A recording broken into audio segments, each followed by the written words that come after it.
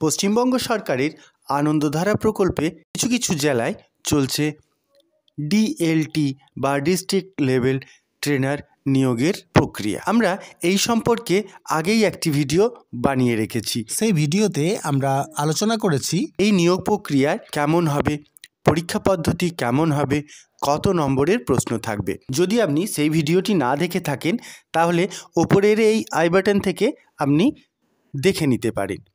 যাই হোক, কিছু কিছু ভিউয়ার্স আমাদের প্রশ্ন করেছেন যে দাদা এই পরীক্ষার পদ্ধতি সম্পর্কে বা পরীক্ষার প্রশ্নাবলী নিয়ে আলোচনা করা হোক।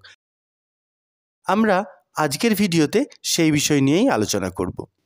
তবে ভিডিও শুরু করার পূর্বে প্রত্যেকবারের মতো আমি অনুরোধ করব, আপনি যদি প্রথমবারের জন্য আমাদের চ্যানেলে এসে থাকেন তাহলে অবশ্যই চ্যানেল সাবস্ক্রাইব করে আমাদের সাপোর্ট করুন এবং আনন্দধারা সম্পর্কিত কোনো বিষয়ে কোনো প্রশ্ন বা মতামত থাকলে অবশ্যই তা আমাদের চ্যানেলে কমেন্ট করে জানিয়ে দিন।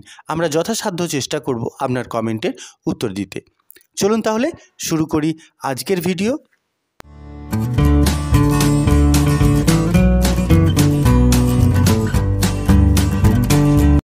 আনন্দধারা প্রকল্পে এই ডিএলটি নিয়োগের যে এক্সাম হবে, এক্সামটি হবে দুটি ধাপে, রিটিন টেস্ট এবং ইন্টারভিউ।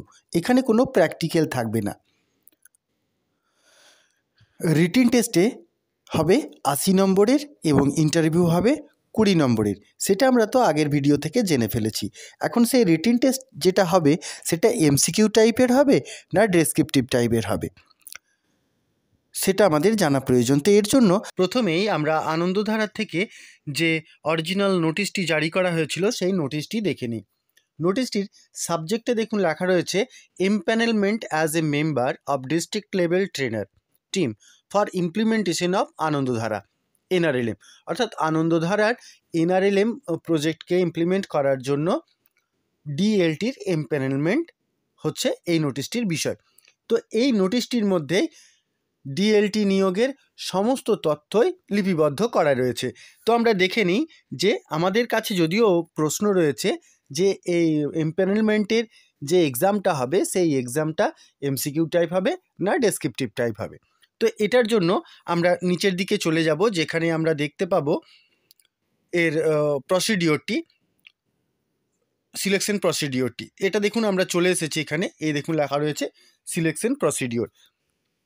সিলেকশন প্রসিডিওরে দুটি টার্মস রয়েছে। প্রথমে লেখা রয়েছে রিটেন এক্সামিনেশন অফ 80 মার্কস, অর্থাৎ রিটেন এক্সাম হবে 80 মার্কসের।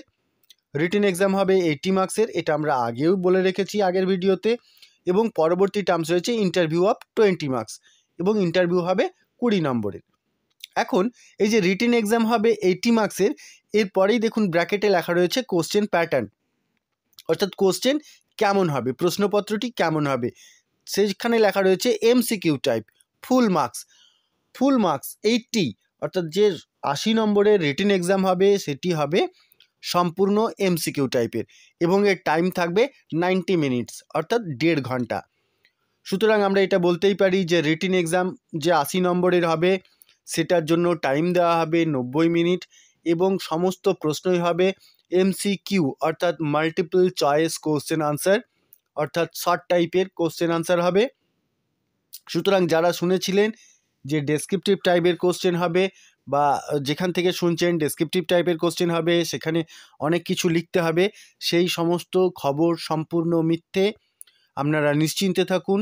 যারা যারা ডিএলটি এক্সামের জন্য আবেদনপত্র পূরণ করছে, যারা ক্রাইটেরিয়া ম্যাচ করবে, প্রত্যেকে অ্যাডমিট পাবেন এবং তাদের এক্সাম হবে এবং সেই এক্সামের কোশ্চেন থাকবে এমসিকিউ টাইপের। আশা করি আপনাদের যে প্রশ্নটা ছিল যে প্রশ্নপত্রটি কেমন হবে, ডেসক্রিপটিভ না এমসিকিউ টাইপের, তার সঠিক উত্তর পেয়ে গেলেন একদম সার্কুলার সহ। আশা করি আর কোনো প্রশ্ন অন্তত এই বিষয়ে নেই। যদি কোনো প্রশ্ন থাকে বা মতামত থাকে অবশ্যই কমেন্টে লিখুন, আমরা তার ভিডিও বানিয়ে দেব।